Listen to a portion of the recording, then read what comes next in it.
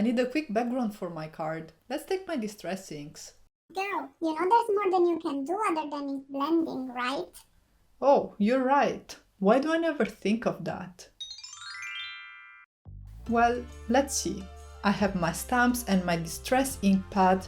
I guess I could do some stamping. Boring. Okay. Well, maybe if I add some water and then stamp, I can get a cool watercolor look.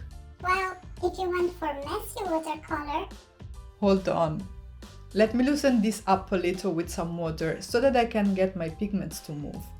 If I dry this up, I can try and rotate my panel and repeat what I've done to see if we can get anything cool.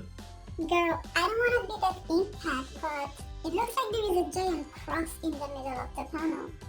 You are making us look good. I know, you're right. I need to fix this.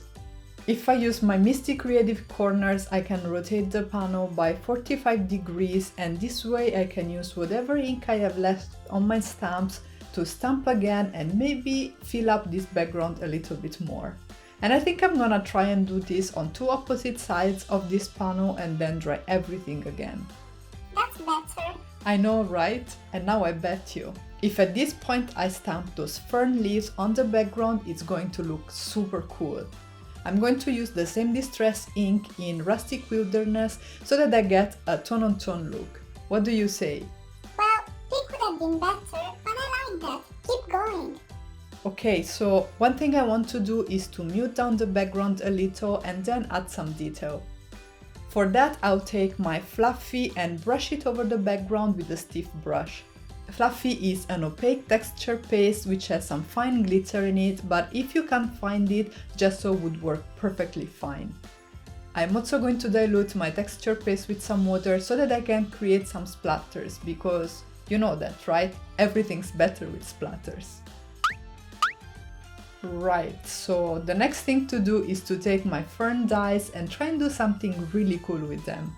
I really like the faux watercolor look that I got on the background, so I'm gonna try and do something similar. This time though, I will swipe my distress inks directly over my glass mat. If I spritz them with some water, the pigments will start to move, which means I can take my watercolor cardstock, place it face down on my pigments, and I can pick up the colors this way. And look how nice! I really love how having used 3 different colors of distress inks helped me create an ombre effect, and at this point you know what's coming, right? We don't want any ink to go to waste, so I'm going to pick up the excess to create some droplets, and I'm also going to add some water droplets for some extra detail. Once everything is completely dry, I can die cut my fern leaves and add even more depth by just swiping my ink pad across the die cuts.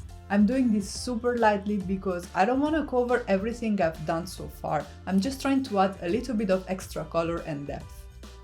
Before adding the leaves to my card, I'm going to tear some vellum, and this will create a strip that I can wrap around the panel, and then I can glue everything to my card base. The vellum has some gold foil details, and this is gonna add a little bit of shine to the card, and having this strip here is also gonna make sure that my leaves are going to be separated a little bit more from my background.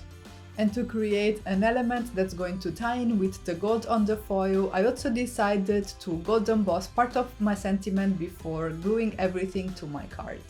We did it, girl! It looks great! Now, if you want to take your distress oxides to the next level, then this video is for you. I share some really cool techniques, and he's there too.